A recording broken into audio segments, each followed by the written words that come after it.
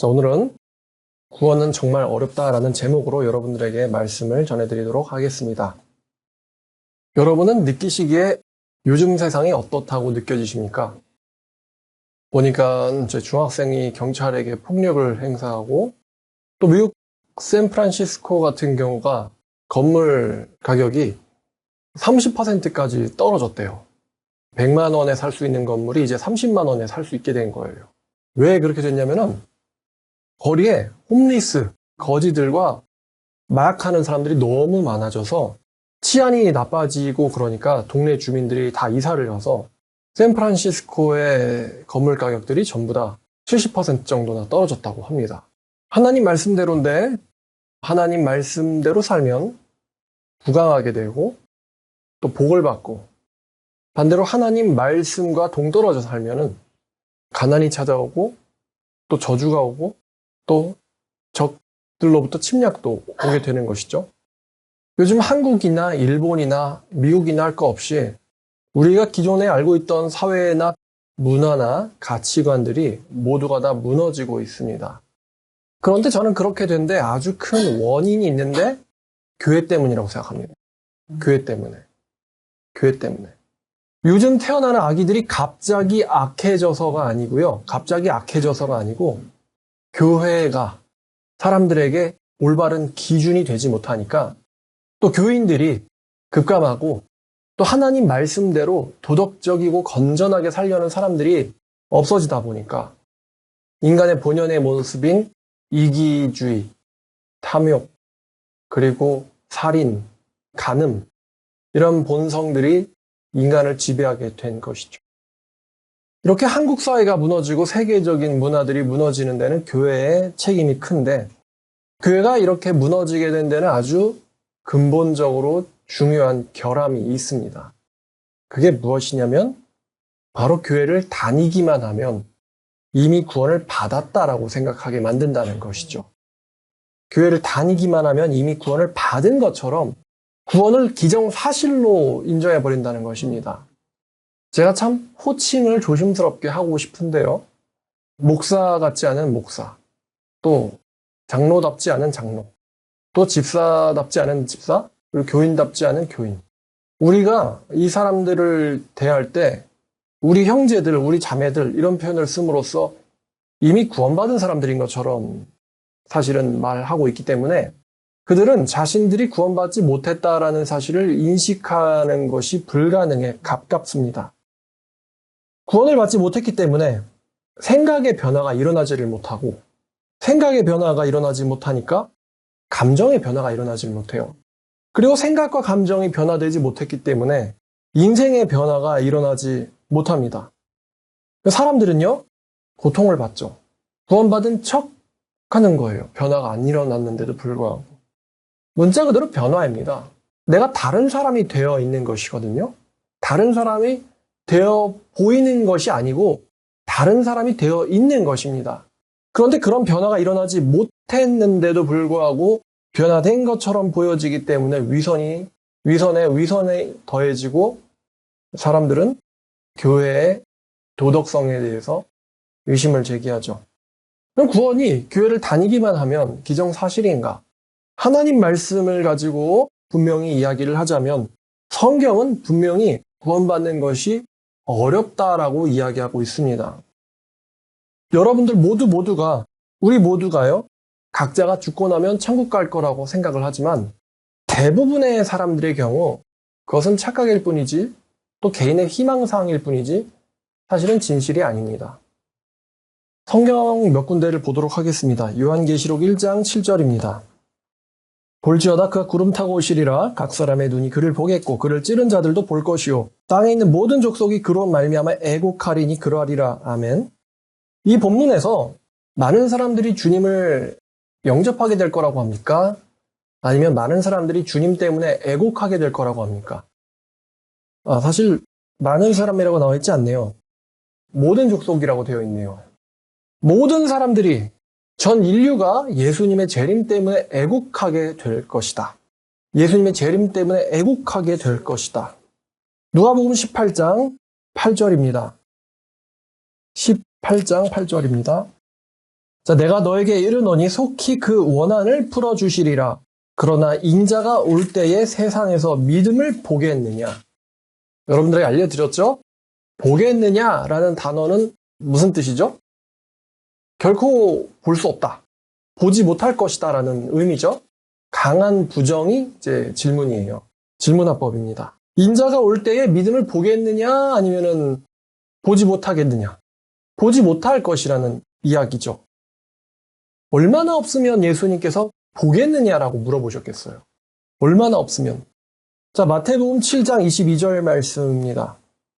마태복음 7장 22절 그날에 많은 사람이 나더러 이르되 주여 주여 우리가 주님의 이름으로 선지자 노릇하고 주님의 이름으로 귀신을 쫓아내며 주님의 이름으로 많은 권능을 행하지 아니하였나이까 하리니 선지자 노릇과 귀신 쫓아내는 것과 많은 권능을 행하는 것들 이것들은 한마디로 말하면 어떻게 해서든 지옥 가기 싫어서 예수님께 드리는 온갖 종류의 자기 변명들이겠죠?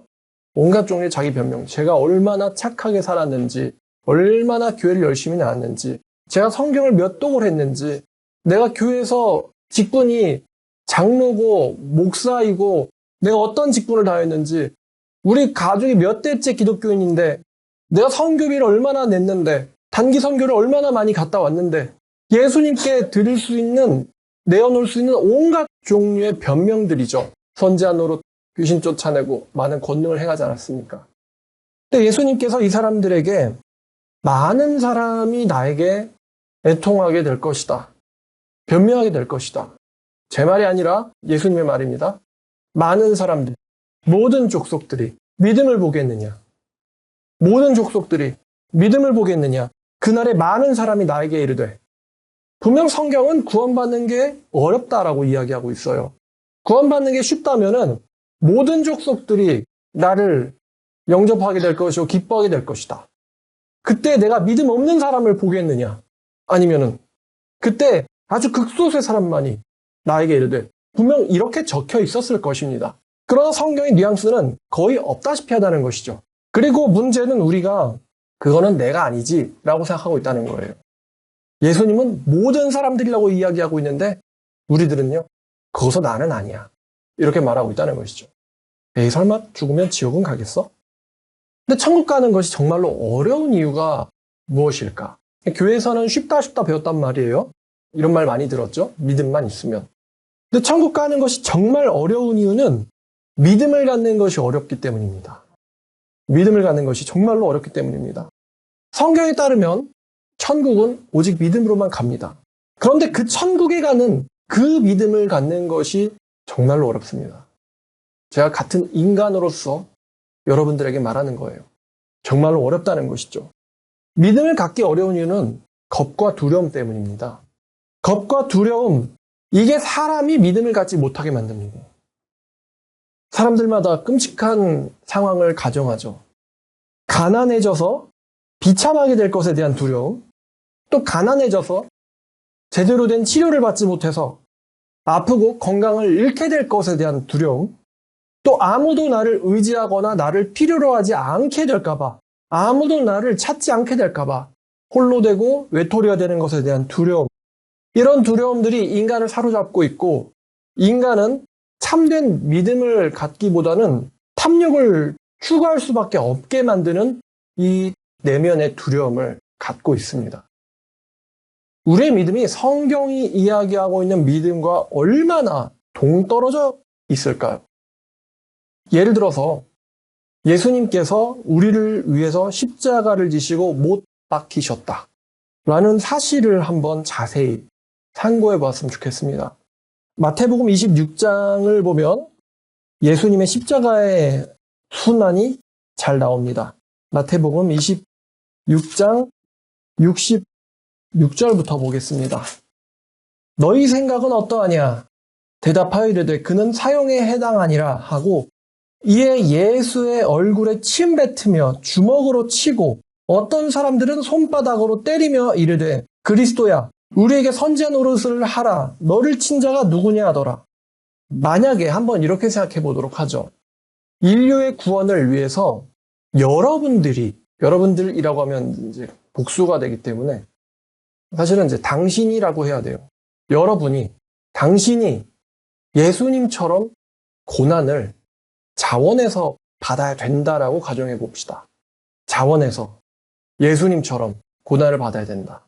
예수님이 되었다라고 가정해 봅시다. 만약에 여러분이 예수님이고 하나님께서 여러분에게 인류의 구원을 위해서 십자가의 길을 가라고 명하셨고 여러분이 거기에 자원해서 순종하기로 했다라는 상황을 가정을 해보시길 바랍니다. 대제사장이 외칩니다. 저 사람은 사형에 해당한다. 많은 군중들이 거기에 대해서 공감을 합니다. 동감을 합니다. 그리고 와서 여러분들의 얼굴에다가 침을 뱉습니다. 팩! 하고 말이죠. 그리고 여러분들의 얼굴을 주먹으로 때리고 손바닥으로 여러분들의 머리를 칩니다. 그러면서 여러분들에게 소리를 지릅니다. 그리스도야! 네가 정말 그리스도면 너를 주먹으로 친 자가 누구냐? 하고 성인 남성들이 달려들어서 여러분들 머리에다 대고 주먹질을 한다고 생각해 보세요. 주먹 세례를 여러분들에게 받는다고 생각해 보세요. 여러분들 눈에다, 얼굴에다 침을 뱉는다고 생각해 보세요.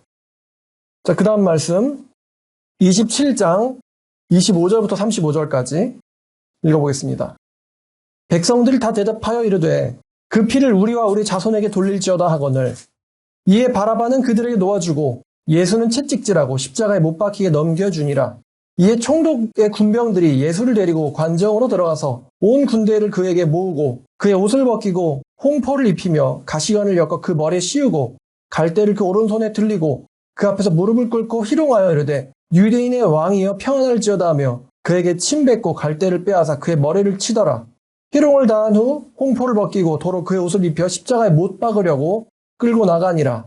나가다가 시몬이란 구레네 사람을 만나매 그에게 예수의 십자가를 억지로 지워가게 하였더라. 골고다 곧 해골의 곳이라는 곳에 이르러 쓸개 탄 포도주를 예수께 주어 마시게 하려 하였더니 예수께서 맛보시고 마시고자 하지 아니하시더라. 그들이 예수를 십자가에 못 박은 후에 그 옷을 제비 뽑아 나누고. 여기도 예수님의 고난이 나오죠. 예루살렘 성이 떠나갈 정도로 보니까 빌라도가요 24절을 보니까 밀란이 날려는 것을 보고 이렇게 말을 하죠. 예루살렘이 떠나갈 것처럼 심지어 로마에서 파견된 빌라도 총독이 자기의 뜻을 바꿀 정도로 이 사람 분명히 죽일 죄가 없는데 자기의 뜻을 바꿀 정도로 수많은 여러분의 원수들에게 둘러싸여서 원망과 증오와 살기를 여러분은 받아내야 합니다. 요즘 사람들이 몇 명만 미워해도 쉽게 자살을 하더라고요. 한 명에게만 지속적인 미움을 받아도 우울증에 걸리고 몇 명 이상에게 지속적인 미움을 받으면 뭐 직장을 그만두기도 하고 요즘 애들 보니까 건물에서 뛰어내기도 하고 말입니다. 몇 명에게만 미움을 받아도. 근데 예수님께서는 예루살렘 그 재판정에 모인 모든 사람들에게 예수님은 원망과 증오와 살기를 받으셨어요. 이걸 받아내야 된단 말이에요. 이 감정을, 원망의 감정을. 아마 여기서 이 감정을 받아내는 데만에서도 대부분의 사람들이 포기할 것입니다. 그리고 여러분은 또 사형이 언도되기로 이미 정해져 있는 이 부당한 재판을 감당해야 됩니다. 오늘 우리나라가 법치국가지만 이 사법 처리라는 것이 사람을 굉장히 스트레스를 받게 만듭니다. 이기고 지고를 떠나서요. 경찰들에게 불림받고요. 검사들에게 불림받고 취조실이나 조사하고 진술서 쓰려고 가고 갈 때마다 엄지손가락에 지장 찢어가지고 확인해야 되고 거짓일 경우에 어떠한 책임도 이 법적인 책임을 진다는 게 굉장한 스트레스를 받게 하거든요. 겨우 막 몇십만 원 혹은 뭐 몇백만 원 좀 세다 그러면 몇천만 원의 벌금이나 아니면 손해배상을 할 수 있는 사건에서도 대부분의 인간들이 우울증에 걸릴 정도로 부들부들 떨고요. 그것들을 또 법조인들도 잘 알고 있습니다. 법이 무섭다는 걸. 그런데 예수님 같은 경우는 몇십만 원, 몇백만 원, 몇천만 원 배상해서 끝낼 재판을 하고 계신 게 아니었어요. 처음부터 사형에 해당하는 판결이 일어난 이 부당한 재판을 감당해야 됩니다. 자, 부당한 재판이라고 그랬죠? 부당한 재판을 감당해야 돼요. 사형이라는 게 뭡니까? 좀 보니까 뭐 코인 사기 일으킨 사람을 인터폴에서 추적해가지고 막 수배하고 어느 나라에서 데려갈 것이냐, 범죄인 인도 어쩌고 이런 이야기들을 하는데, 사형이라는 게 뭐냐면 합법적으로 이 세상이 여러분의 생명이 존재함을 허락하지 않는 거예요. 여러분 일하시다가 힘드시면 집에 가서 책상에 앉아도 되고 침대에 누워도 됩니다. 그 자유를 침해할 수 있는 사람이 없어요. 너무 답답하면 길거리에 나가서 공원에 가서 산책을 해도 됩니다. 그것을 방해할 사람들은 없어요. 근데 사형이라는 건 뭡니까? 공원에 갈 수도 없고 집에 갈 수도 없고 길거리를 나갈 수도 없고요. 이게 모든 세상이 내 존재를 허락하지 않는 상태가 된 거예요. 사형이라는 게 떨어졌다는 게. 그 당시 로마 제국에서 사형이 선도됐다는 건 어느 세상을 가도 살 수가 없다는 거예요. 그걸 감당해야 돼요. 민중들에게 주먹질과 또 빨리 죽기를 바라기 때문에 빨리 죽기를 바라는 군인들의 거세고 매정한 채찍질을 또 견뎌내야 하죠. 군인들이 치고 채찍질했다 그러잖아요. 그 당시 군인들은 오늘날 군인들처럼 일반인 잠깐 데려와가지고 몇 주 훈련하고 배치하는 게 아니라 전문적으로 사람을 죽이기 위해서, 전쟁에서 지면은 나라가 지는 거잖아요. 전문적으로 상대방의 성인 남자를 죽이려고 훈련된 사람이죠, 군인이라는 게. 무기를 들고 상대를 죽이기 위해서 훈련된 성인 남자. 근데 그 군인들에게 채찍질을 받아내야 됩니다. 여러분들의 몸이 그들의 채찍질을 받아내야 된다는 거예요. 받아내야 된다. 그리고 성경에는 십자가에 못 박더라 이렇게 단순하게 묘사했지만, 여러분의 팔을 그 군인들이 잡고는 거기다 대고 대못질을 했겠죠. 아무 마취 없이 말입니다. 여러분은 그 못이 박히는 거를 봐야 합니다. 내 몸이 뚫리는 걸 봐야 돼요. 그 죽음이 일어나는 실시간의 모든 과정들과 고통들을 여러분은 견뎌야 합니다. 성경에 보니까 군인들이 예수의 옷을 벗기고 제비 뽑더라 라고 했는데, 여자분들 감당 안 되겠죠? 벗김당하고 또 이 뒤에는 또 희롱을 합니다. 조롱을 합니다. 죽을 때까지. 요즘 사람들이 자살을 많이 하기 때문에 자살할 용기가 있으면은 무슨 짓이든 해보지 이런 말을 하는데, 죽음이라고 딱 똑같은 죽음이 아니에요. 자살하는 사람들은 제가 지금까지 언급한 이 모든 과정들을 전혀 겪지 않았습니다. 그리고 그동안 예수님을 신뢰했고 또 예수님께서도 가까이 하셨던 사람들, 모든 친구들, 모든 제자들로부터 예수님은 또 배신을 당해야 돼요. 배신을 당해야 됩니다. 나를 믿었던 사람들로부터의 배신을 또 당해야 돼요. 예수님께서도 말씀하셨죠. 모두가 나를 버려두고 혼자 있을 때가 왔다고. 무엇보다도 끔찍한 것은 이 모든 과정들을 부지 상태가 아니라 인지 상태로 견뎌야 된다는 것입니다. 모르고 잡혀가고, 모르고 재판당하고, 모르고 얻어맞고, 모르고 배신당하고, 모르고 놀림당하고, 얼마나 아플지 모르고 처형당하고, 모르면 그나마 겪고 나서 소리를 지르면 되는데, 예수님은 어떤 일이 일어날지를 다 알고 계셨다는 거예요. 자, 마태복음 26장 39절을 보면요. 39절, 조금 나아가서 얼굴을 땅에 대시고 엎드려 기도하여 이르시되, 아버지여, 할 만하시거든 이 잔을 내게서 지나가게 하옵소서. 그러나 나의 원대로 마옵시고 아버지의 원대로 없어서 하시고. 또 42절을 보면은 다시 두 번째 나아가 기도하여 이르시되, 내 아버지여, 만일 내가 마시지 않고는 이 잔이 내게서 지나갈 수 없거든 아버지의 원대로 되기를 원하나이다 하시고. 이 예수님께서 잡히시기 전에 할 수 있거든 하시면서 기도하신 이유를 생각해 보세요. 여태까지 언급된 모든 과정들이 전부 다 억울한 일들이고 부당한 일들입니다. 침뱉음부터 처형되는 순간까지 모든 과정들이 전부 다 부당해요. 전부 다 부당합니다. 그런 예수님은 항변하지 않았어요. 그리고 예수님은 도망가지도 않고요. 피하지도 않았습니다.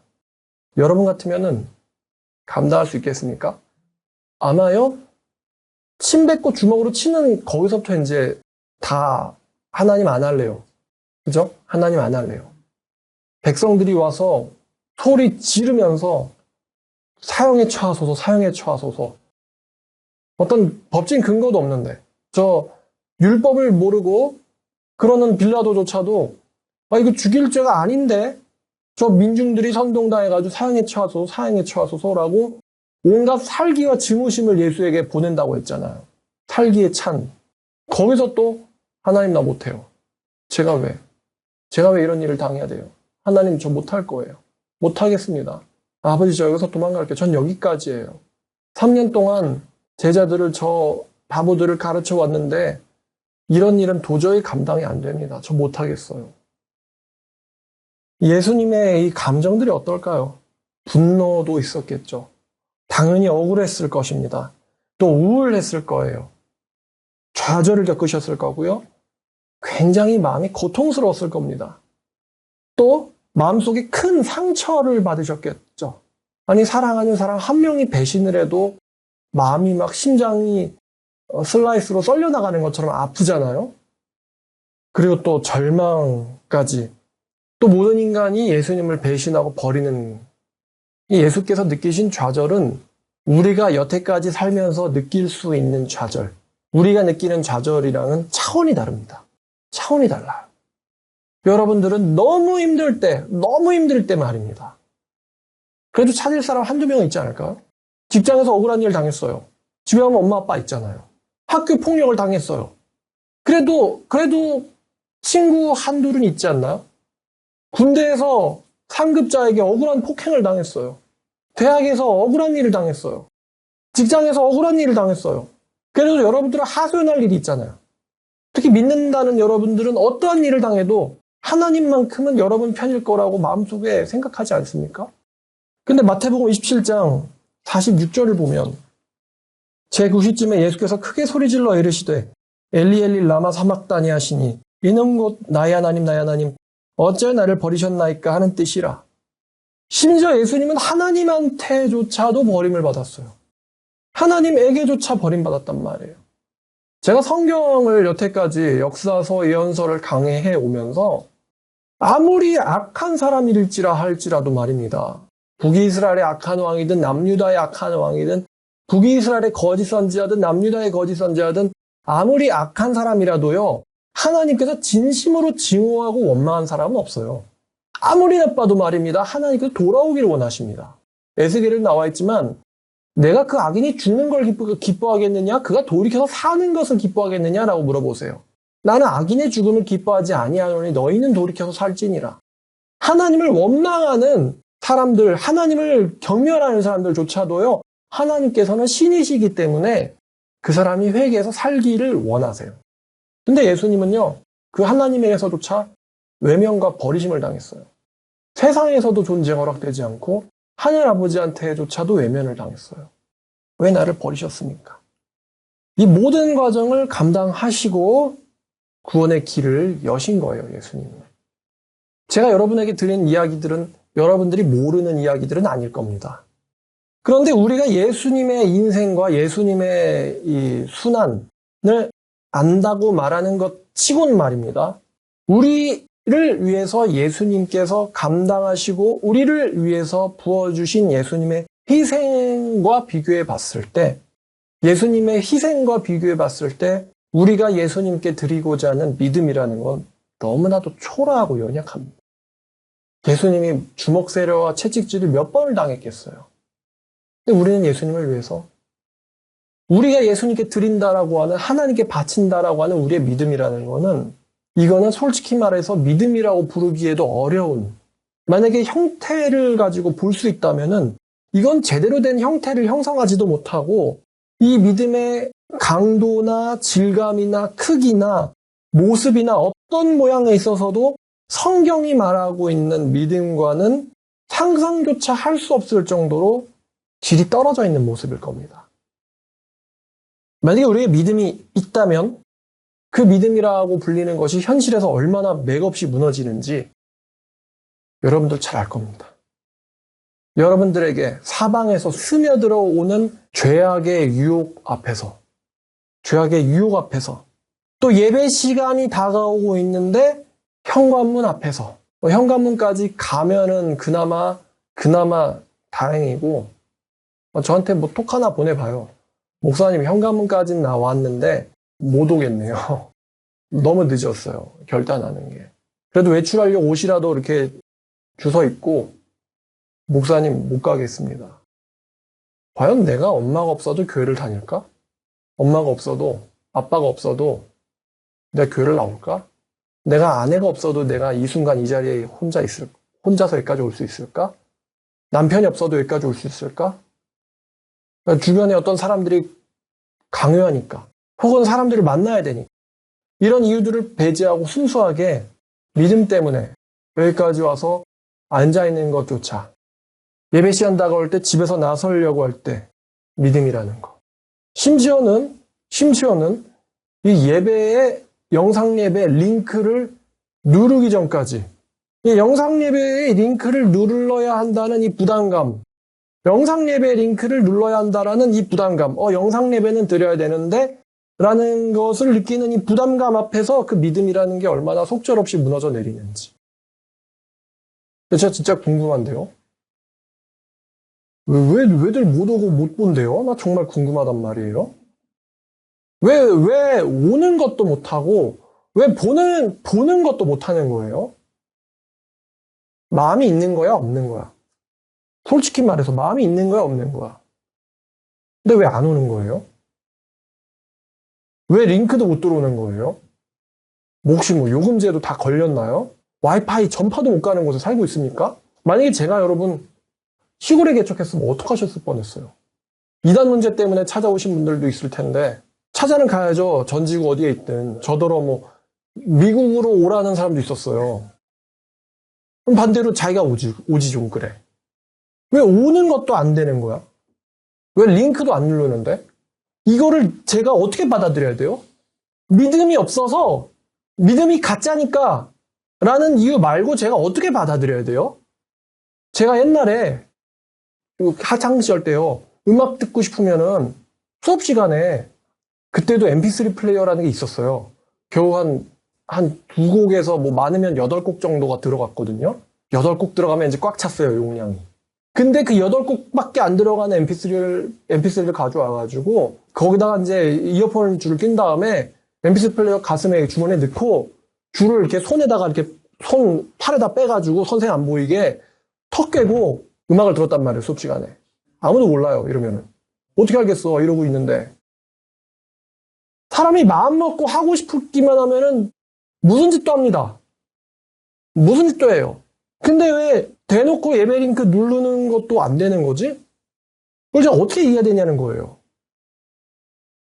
제 사상이나 생각이라는 거는 매주 이제 수요일, 토요일, 일요일 설교를 하면서 제 사상의 수준은, 제 사상의 스토리는 매일같이 진행이 되고 있습니다.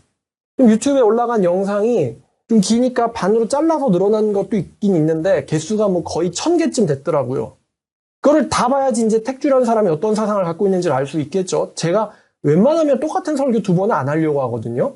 매번 설교문이 새롭습니다. 새로 써요. 여러분에게 먹였던 거 또 먹이는 건 형편없다고 생각해서 뭐 내용이 겹칠 수는 있겠지만요. 항상 설교문을 새로 씁니다. 그러니까 요즘에 제가 생각하는 것은 이사야를 넘어서 예레미야의 심정 속에 있는 선지자의 모습을 여러분들에게 설명하고 있어요. 근데 그거 안 들어놓고서는 요즘에 목사님이 느끼는 감정이 이래. 요즘에 목사님이 한국 사회를 보면서 교회를 보면서 느끼는 안타까움이 이래. 이런 대화는 할 수 없습니다. 그걸 눌러야 되거든. 근데 안 되잖아요, 그것도. 그거를 제가 믿음이 없다라는 거 외에 어떤 이해를 제가 해야 될까요? 우리의 믿음이 이렇게 얼마나 현실 속에서 속절없이 무너져 내리는지. 엄마 없으면은, 아빠 없으면은 없을 사람들. 남편이나 뭐 어떤 뭐 이유, 뭐 이단에 빠진 자식을 구해야 되기 때문에, 그러니까 이런 자기만의 이유 다 빼놓고요. 정말 하나님과 나, 예수님과 나, 요 관계가 아닌 이유로 여기 앉아있는 사람들, 그러니까 하나님과 나, 요 이유가 아닌 사람들, 그러면 이제 교회에서 하나도 없겠죠? 여러분, 그 당 초대교회처럼 예수 믿다가는 자식이 죽임당할 수도 있어요. 북한에서처럼. 자식이 죽을 수도 있고요. 남편이 잘못될 수도 있고요. 아내가 잘못될 수도 있고요. 직업을 잃을 수도 있고요. 재산을 몰수당할 수도 있어요. 예수 믿으면. 그런 불이익들이 있습니다. 라고 해도 여기 앉아있을 사람이 얼마나 될까? 단지 진리를 찾기 때문에 혹은 예수님의 사랑을 느꼈기 때문에 모든 불이익을 감수하고 여기 앉아있을 수 있는 사람이 몇 명이나 될까? 한국교회에 얼마나 될까? 여러분들이 아시다시피 제가 아버지가 돌아가셨죠? 근데 아버지를 전혀 예상치 못하게 제가 떠나보냈습니다. 사고로 잃었거든요. 근데 제가 아빠한테 꼭 하고 싶은 말이 있었어요. 근데 제가 그동안에 아버지 돌아가시기 전까지의 삶을 너무나도 그냥 이렇게밖에 표현이 안 돼요. 너무나도 그냥 망나니처럼 살아서. 페류나죠. 페류나예요. 윤리를 저버렸죠. 페류나처럼 살았기 때문에 회심은 했는데 그 뒤로 근데 여태까지 나를 알던 사람이기 때문에 회심했다고 해서 갑자기 그 사람에게 대하는 이게 바뀌진 않아요. 이게 뭐냐면 이런 거예요. 아빠 손 잡을 수 없어요. 왜냐하면 아빠에게 인식된 내 이미지라는 건 아빠의 손을 잡는 사람이 아닙니다. 아빠한테 다정한 행동, 다정한 말 한마디 건넬 수 없어요. 왜냐하면 나는 그동안 그런 사람이 아니었거든요. 그러니까 그동안 망나니처럼 살았던, 거침없이 살았던 자기 자신이 부끄러워서 정말 뭐 몇 년 동안 짝사랑하던 사람한테 사실은 나 너 좋아한다. 이런 것도 아니라 가족이 맨날 보는 가족한테 표현하는 것도 부끄러워가지고 아버지한테 못했던 말이 있습니다. 그러나 시간이 지나면 꼭 들려드려야지라고 다짐하던 말이었죠. 근데 운명이라고 해야 할까요? 아니면 하나님이라고 해야 할까요? 어쨌든 이 운명은 그 말을 들려드릴 수 있는 기회를 허락하지 않았어요. 제가 철이 들고 솔직하게 제 감정을 표현을 할 수 있는 용기가 생기기도 전에 아버지는 떠나시고 말았습니다. 제가 아버지에게 해드리고 싶었던 그 말은 사랑한다는 말이었어요. 사랑하고 존경한다라는 말이었습니다. 근데 그 말을 제가 못 들려드렸어요. 그런 일이 있고 나서 16년이 지난 지금도 아버지 생각이 가끔은 듭니다. 그리고 가정을 해보죠. 만약에 내가 아빠를 다시 만날 수 있다면 1분이라도 아빠를 다시 만날 수 있다면 무슨 짓인들 못할까라는 생각이었어요. 1분이라도 아빠를 다시 만날 수 있다면 그러기 위해서 만약에 돈이 120억이 필요하다면 난 그 120억을 어떻게 해서든 벌 거야. 그 1분의 시간에 전 재산을 다 쓴다 해도 써서 꼭 그 말을 해드리고 싶다. 이런 생각이 드는 거예요. 그분을 다시 볼 수 있다면 무슨 짓인들 못할까? 그 아버지를 천국에서 만나고자 오늘도 하나님 말씀을 들고 강단에 서고 길거리로 또 사람들 앞으로 나갑니다. 꼭 천국은 가야겠다고 생각하고 있거든요. 가야겠다. 왜냐하면 누군가한테 전할 말이 있으니까. 가야겠다. 근데 이게 아마 상당수 사람들은 제가 무슨 말 하는지 이해가 안 될 거예요. 진짜 여러분을 진짜 소중하게 생각하는 사람이 있는데 그 사람은 심지어 여러분을 위해서 자기 목숨도 내어놓을 정도로 여러분을 사랑하는 사람인데 여러분은 그 꼴랑 자기의 부끄러움과 자존심 때문에 한 번도 자기의 진심을 그 사람한테 전해준 적이 없는데 그 진심을 전달하기 전에 그 사람을 잃어버렸어요. 이제는 좀 철이 들고 용기가 생겨서 그런 말을 할 수도 있을 것 같은데 더 이상 그 사람은 있지 않아요. 그리고 그 사람을 떠올리면서 지난날의 어리석음을 후회하죠. 제가 아빠 돌아가시고 나서 야 이거 청개구리 이야기가 개구리 이야기가 아니었구나 이거. 사랑하는 사람을 잃은 어떤 사람이 만든 이야기였어. 개구리 이야기가요. 알죠? 엄마 무덤 여기다 만들어 그랬더니 개구리가 말 안 듣다가 강가에 엄마 무덤을 만들어 놓고는 비가 올 때마다 울잖아요. 엄마. 이거 어떻게 이해해? 애들이. 요즘 중학생들 마약 나르잖아요. 경찰관한테 소리 지르고 수갑 풀어봐 나랑 한번 맞짱 뜨자. 이런 자식들이 제 말을 어떻게 이해하겠어요?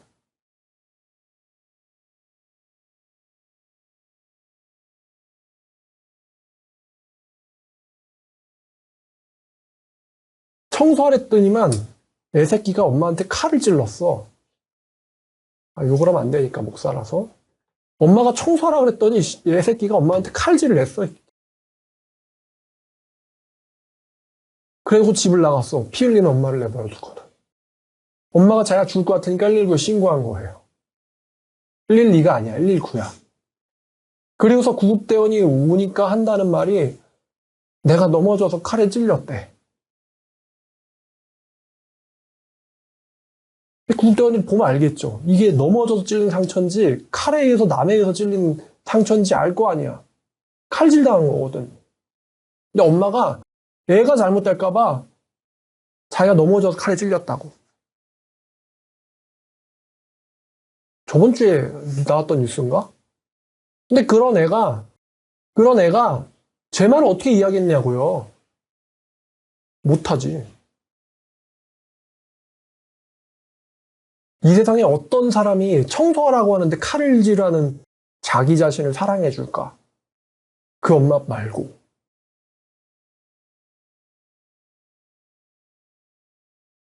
하여튼 그 마지막 말 들려드리지 못한 아쉬움 때문에 16년이 지나도 이 안타까움 이게 없어지질 않아요. 아마 어른들은 또 이런 감정을 느끼는 분도 있을 거예요. 자식을 위해서 희생한 엄마 아빠라든가 그런 사람이 있으면 그래도 행복하겠지. 저는 그래도 행복한 사람이라고 생각해요. 그래도 돌아가신 분에 대해서 이렇게 아련한 감정을 가질 수 있으니까. 어떤 사람은 이게 뭔지 이해도 못할 텐데. 그래서도 제가 길거리를 나가거든요. 천국 가려고. 어렵다고 아무도 안 하는 믿음 가지고 천국 가겠어요? 어려워도 해야지. 불가능해도 해내는 믿음, 해내야지 그게 믿음 있는 사람이지. 어렵고 아무도 안 한다고 나도 같이 안 하는 그게 믿음이겠어요? 그래서 아무도 그 길을 안 가도 나라도 가려는 거예요. 그렇게 매일같이 나가는데도 나갈 때마다 제가 매번 매일처럼 느끼는 게 있습니다. 그게 뭐냐면은 제 믿음의 나약함이에요. 내 믿음의 나약함.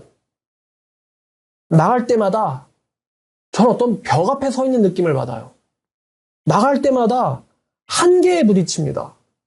마음속에 한계에 부딪히고 마음속에 벽에 부딪히고 마음속에 절망에 부딪히기도 하고 마음속에 어떤 두려움과 겁에 부딪혀요. 운동을 하는 사람들이 운동을 할 때마다 매번 자기 한계를 만나잖아요. 더 이상은 못하겠다. 더 이상 못하겠다. 아무리 많이 운동을 해도요. 한계가 있단 말이에요. 없어지질 않아요. 이놈의 한계가. 한계에 부딪히듯이요. 나갈 때마다 한계에 부딪힙니다. 벽에 부딪힙니다. 그리고 그 한계와 벽에서 나의 나약함과 내가 느끼는 공포와 두려움과 주저함과 갈등하면서 싸웁니다. 매일같이. 어찌 보면 이게 믿음이 없음 혹은 믿음이 연약함의 발버둥일 수도 있겠다. 그나마 다행인 점이 있어요. 다행인 점은 제가 포기를 하지 않는다는 것입니다. 자기의 잃었던 사람을 되찾기 위해서라면 가장으로서, 아버지로서, 아들로서, 애인으로서, 아니면 친구로서 잃었던 사람을 다시 되찾기 위해서라면 포기하지 않는 사람이 될 수도 있겠죠. 그리고 포기하지 않기 때문에 아주 조금씩이지만요. 제가 성장하고 있다는 걸 느껴요. 아주 조금씩이지만 성장을 느낍니다. 그리고 저는 희망을 갖고 있어요. 언젠가는 그 순교자들이 갖고 있었던 그 진짜 믿음의 경지에 도달할 날이 올 거라는. 그래서 저는 오늘도 한계에 부딪히기 위해서 사명감에 젖어서 진리를 들고 밖으로 나갑니다. 언젠가는 자신과의 싸움에서 자신의 두려움과의 싸움에서 승리할 거라는 그날이 올 거라는 확신을 갖고 말이죠. 그리고 그 확신이 망상이 아니게 만드는 것은 매일매일의 피나는 훈련과 노력입니다. 만약에 여러분에게 저처럼 두 번 다시는 만날 수 없는 사람을 만날 수 있다면, 그런 소중한 사람들이 여러분에게 있다면 여러분은 할 수 있겠습니까? 포기하지 않고 자신의 나약함에 매일같이 부딪히면서 깎여나가면서 충돌을 매일같이 할 수 있겠습니까? 여러분에게 어떠한 장애가 생겨도 또 지적을 당하거나 훈련을 받아야 한다면 그거를 견뎌내고 끝까지 가서 이겨낼 수 있겠습니까? 제가 그래서 여러분들에게 이렇게 권하는 거예요. 혼자 나가서 전도해봐라. 둘씩 나가지 말고, 셋씩 나가지 말고, 남들이 나갈 때 같이 나가지 말고, 어떤 단체에서 하기로 한 시간에 나가지 말고, 정말 자원해서 자발적으로 혼자 나가서 전도해봐라. 그래야 그 벽이 느껴지거든요. 같이 가자고 했을 때 느껴지는 그거는 내 나약함에서 나오는 게 아니에요. 언제든지 그거는 군중의 분위기로 넘어갈 수 있어요. 혼자 나가서 전도해봐라. 그 벽에 부딪혀보라는 거예요. 얼마나 단단한지. 그 앞에 난 얼마나 두려운지. 제가 사람들을 보면서, 사람들 등을 보면서 얼마나 마음속으로 손을 휘저었는지 붙잡고 싶어서 그 절망감과 매일같이 부딪혀 보라는 거예요. 그래야 내 믿음이 얼마나 없는지를 느낄 수 있거든요. 제가 아까 예수님 얘기 왜 했냐면, 예수님이 우리를 구하기 위해서 예수님은 정말로 문자 그대로 모든 걸 버렸어요. 근데 모든 걸 버렸다는 그 예수님의 희생을 알고 믿는다고 하는데, 그 믿는다라는 그 믿음 자체는 형태조차도 없을 정도로 너무 없어요. 너무 연약해요. 나의 믿음 없음을 어디서 증명하겠어요? 밥 먹는데 믿음 없음이 증명됩니까? 여러분들 이런 일이 나한테 왜 생길까요? 하나님이 그런 일을 일으키는 줄 아세요? 하나님 악으로 아무도 시험하지 않는다고 그랬단 말이에요. 다 자업자득이잖아요. 근데 예수님 때문에 나갔을 때 예수님을 위한 내 믿음이 이거밖에 안 되나? 거기에 부딪혀 보라는 거예요. 그래야 내가 얼마나 믿음이 없구나라는 걸 느껴야지. 제가 또 믿음이 없다 그러면 상처받고 교회 나가는 사람 있거든요. 이 자리를 빌어서 이야기하면 얼마나 그 사람들이 믿음이 없다는 걸 느끼냐면은 대놓고 이렇게까지 얘기할 수 있어요. 너 나한테 이 말 듣고도 평생 너는 단 한 명도 구원시키지도 못하고 한 명도 성경을 제대로 가르치지도 못하고 단 한 명에 대해도 너는 멘토 역할을 하지 못할 거야. 그럼 넌 거기까지밖에 안 되는 인간이거든. 내가 이렇게까지 말을 해도 너는 아마 변하지 못할 거야. 이렇게 얘기를 해도요, 안 변할 거 압니다. 제가 이렇게 막말했다고, 목사님 막말하시네요. 팩트야. 믿음이 얼마나 없는지를 이렇게 얘기해도요, 알아듣지조차도 못한단 말이에요. 근데 자기가 믿음 없다는 걸 어디서 알겠어요? 카센터 가서 그걸 드러내겠어요? 아니면 뭐 MRI 찍으면 믿음이 없다는 게 나옵니까? 진짜 하나님 때문에 고난을 부딪혀봐야 되는데 하나님 때문에 살질 않으니까 고난에 부딪힐 일이 없거든요. 다 그냥 지 탐욕에 취해가지고 이지저지 죄악 다 저질러 놓고는 하나님이 나한테 왜 그래요? 하나님 어떻게 나한테 이럴 수가 있어요? 하나님 내가 죄악 저지른 것 좀 용서해 주세요. 난 그동안 참으며 살아왔어요. 어쨌든요. 혼자 나와보라는 거예요. 예수님은 혼자서 당하셨어요. 전부 다. 전부 다 혼자 그거를 당하셨어요. 자, 고린도전서 9장입니다. 고린도전서 9장 23절부터 27절까지입니다. 바울도요, 아마 이 사람도 날 때부터 철이는 아니었을 거예요. 자, 23절. 내가 복음을 위하여 모든 것을 행함은 무슨 말입니까? 복음을 위해서 무슨 짓이라도 할 거야 라는 이야기겠죠. 내가 복음을 위해서 모든 것을 행함은 복음에 참여하고자 함이라. 그 구원에 나도 이르고 싶어서. 운동장에 다름질하는 사람이 다 달릴지라도 오직 상을 받는 사람은 한 사람인 줄을 너희가 알지 못하느냐. 너희도 상을 받도록 이와 같이 달리라. 이기기를 다투는 자마다 모든 일에 절제하나니 그들은 썩을 승리자에 관해 얻고자 하되 우리는 썩지 아니할 것을 얻고자 하노라. 그러므로 나는 다름질하기를 향방 없는 것 같이 아니하고 싸우기를 허공을 치는 것 같이 아니하며, 그러니까 이기기 위해서 얼마나 내가 철저하게 생각하고 허공치는 자 같이 아니하고. 27절. 내가 내 몸을 쳐서 복종하게 함은 내가 남에게 전파한 뒤에 자신이 도리어 버림을 당할까 두려움이로다. 남에게는 천국을 가게 하는 진리를 전하는데 자기는 천국에서 못 갈까 봐 두려워한대요. 이 말을 바울이 구원이 취소될 수 있다라고 이야기했다. 이렇게 말하면 안 되겠죠. 바울 본인도요. 예수님이 걸으셨던 것처럼 로마 제국 내에서 복음을 전파하는 일에 사명을 받고 있지 않습니까? 이 사람도 아무리 성령이 있고 구원을 받았어도요. 인간적인 연약함과 자기 자신과 그 벽과 매일같이 싸우고 있는 사람이었던 거예요. 여러분이 구원받았으면 한 번 구원이면 영원한 구원인데 무슨 걱정이겠어요. 이렇게 얘기할 수 있겠는데 진짜 그건 모르는 사람이라는 걸 이해를 못하는 거고 선지서 보면은 선지자들은 하나님한테 귀에 직접 음성을 듣지 않습니까? 모세도 그랬죠. 모세는 가서 예수님, 하나님의 모습을 보고 있는 사람 아니에요? 그렇지만서도 분노하고, 그렇지만서도 좌절하고, 그렇지만서도 절망합니다. 이 인간이 그래요. 분명 바울도 그랬을 거예요. 예수님을 보았어도 현실에서 또 절망해요. 현실에서 또 좌절합니다. 바울이 돌팔매질 당할 때 던져봐라 메롱. 난 구원받았어? 던져봐 메롱. 예레미야가 내가 너를 지켜주겠다. 내가 너의 얼굴을 금강석처럼 만들어주겠다. 여호수아에게 내가 너와 항상 함께하겠다라고 해도요. 그래 개겨봐라 메롱. 이렇게는 반응 안 합니다. 사람들이. 근데 바울도 분명 그랬을 거란 말이에요. 사도 바울이 방금 상을 받는 사람이 오직 한 사람뿐이라고 그 상을 얻기 위해서 내가 내 자신을 쳐서 복종하게 하고 있다고.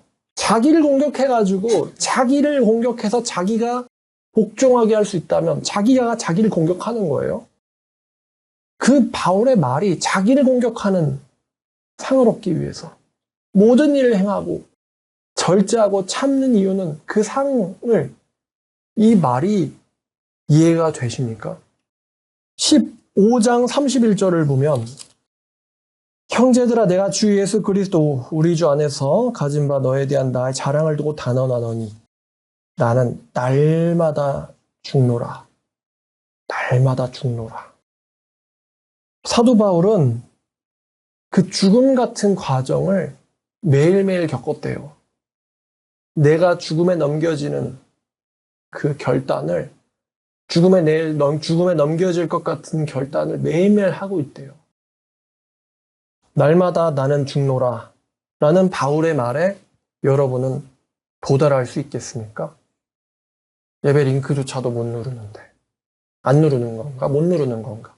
정시에 여기 오는 거 5분 전, 10분 전 정시까지 여기 오는 것도 안 되는데 누군가에게 말을 거는 것도 안 되는데 그들에게 복음을 가르치고 그들에게 내가 내 믿는 바대로 살아내서 그들에게 희망을 보여주고 그들을 변화시켜서 천국에 인도하는 그 과정 단 한 명이라도 그거는 꿈도 못 꾸는데 내 자신도 지금 감당이 안 되는데 내가 근데 날마다 나를 죽음에 넘기노라. 나는 날마다 나를 죽음에 넘긴다. 단언하는데 예수 안에서 난 날마다 나를 죽음에 넘긴다. 나는 매일같이 나를 공격한다. 그 상을 얻기 위해서라면 이 바울의 말에 도달할 수 있을까요? 그리스도의 몸된 교회를 위해서 내 육신에 그리스도의 남은 고난을 채우노라. 이 말에 도달할 수 있을까? 결론입니다. 십자가 옆에 예수와 함께 설 것인가? 아니면 지옥에 던져질 것인가? 중간은 없어요. 십자가를 붙잡고 예수 옆에 설 건지 아니면 지옥에 던져질 건지. 히브리서 11장 24절부터 읽겠습니다.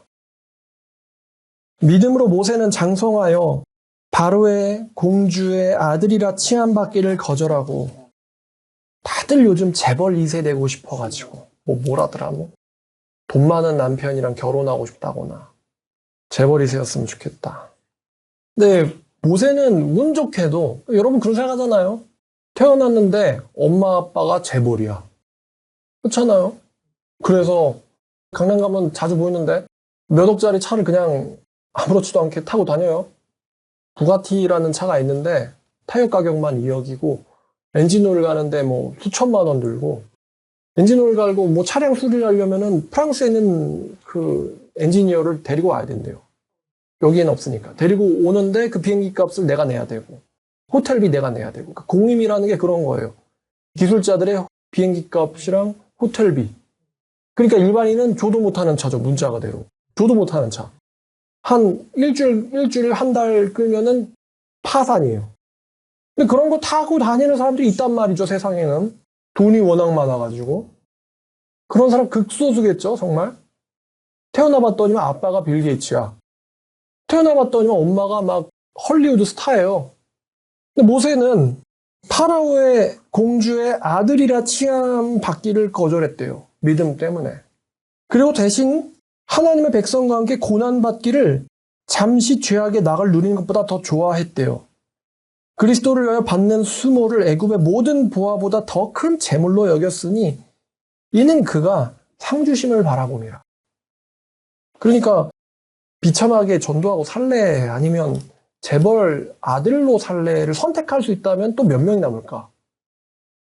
믿음으로 애굽을 떠나 왕의 노함을 무서워하지 아니하여 곧 보이지 않는 자를 보는 것 같이 하여 참았으며 믿음으로 유월절과 피 뿌리는 예식을 정하였으니, 또 29절, 믿음으로 그들은 홍해를 육지같이 건넜으나 애굽 사람들은 이것을 시험하다가 빠져 죽었으며 믿음으로 7일 동안 여리고를 도니 성이 무너졌으며 믿음으로 기생 라합은 정탐꾼을 평안히 영접하였으므로 순종치 아니한 자와 함께 멸망하지 아니하였도다. 내가 무슨 말을 더하리요? 기드온, 바락, 삼손, 입다, 다윗 및 사무엘과 선지자들의 일을 말하려면 내게 시간이 부족하리로다.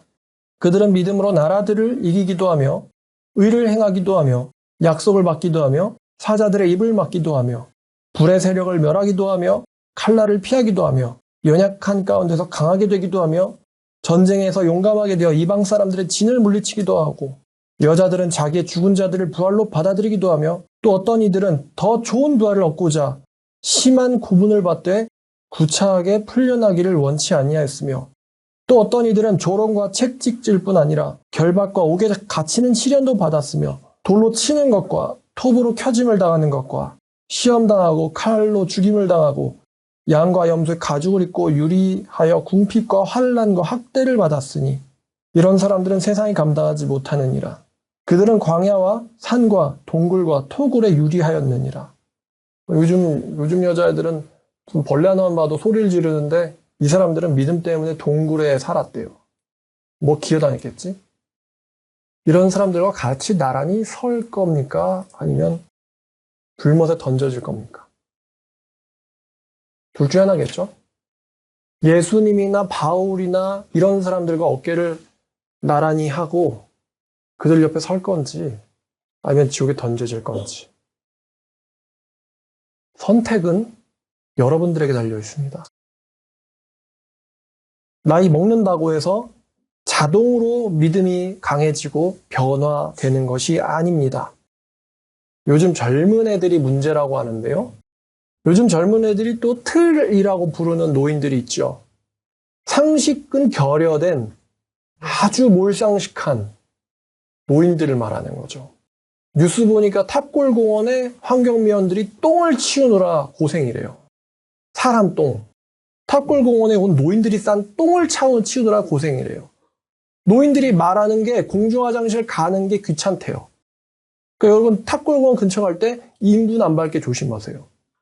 댓글들이 화장실 가는 것도 귀찮은데 공원에 왜 나왔냐는 거예요. 근데 50에 지천명이래잖아요. 50살만 넘어도 하늘이 주신 천명을 안다고 해서 지천명인데 그래놓고 길에다 똥 싸고 있어요. 그러니 젊은 애들한테서 틀리란 욕 먹겠죠. 여러분 예배 끝나고 나가면 권사들 보인다고 했어요. 전도 안 하는 권사들, 성경 모르는 권사들. 나이 먹는다고 자동으로 변화가 일어나고 믿음이 강해지는 거 아닙니다. 만약에 시간이 지나서 자동으로 된다면은 길거리에 있는 권사들과 장로들 딱 봐도 오늘 예배 드리고 나온 것 같은 하여튼 정장 차려입고 나온 사람들은 전부 다 성경에 대해서 박식하고 믿음이 강해야 될 거예요. 근데 그렇지 않죠? 오늘 예배 시작할 때 제가 읽었던 예수님이 그날에 많은 사람들이 나에게 주여 주여 하게 될 거라고 말씀하셨어요. 모든 족속들이 애곡하게 될 거라고 말씀하셨어요. 근데 나는 아니래. 당신은 믿음이 있대요. 근데 예수님 말씀은 이래요. 여기에 대해서 어떻게 생각하시나요? 이런 말이 이해조차도 안 됩니다. 이런 대화가 성립하지 못해요. 예수님의 말씀은 이런데 예수의 말씀에 대해서 당신은 어떻게 생각하나요? 현실은 이렇지만 나는 이런 삶을 살고 있고, 그래서 나는 바울처럼 이런 길을 가고 있고, 그리고 이렇게 이런 희망을 갖고 있고, 이런 이야기가 나오지를 못합니다. 우리 목사님과의 이야기가 다른 걸 저리 가세요. 세뇌당한 거죠. 한국 교회한테 세뇌당한 거예요. 냉정하게 이성적으로 하나님 말씀을 가지고 이 데이터를 냉정하게 분석하고 자기를 거기다 대입할 줄을 몰라요. 세뇌당한 겁니다. 그래 놓고는 무슨 뭐 샤넬 스님 마스크 딱 입고 나와가지고 아유 권사님 다음 주에 또 전 전도로 나올 때 다 보인단 말이에요. 그런 사람들이. 권사요. 주일학생만도 못한 믿음일 텐데. 어쨌든 시간 지난다고 믿음이 자동으로 생기진 않습니다. 바울처럼요. 매일매일 같이 결단하고 변하지 않으면요. 별 볼 일 없이 늙게 됩니다. 저는 그게 무서워요. 별 볼 일 없이 늙게 될까 봐.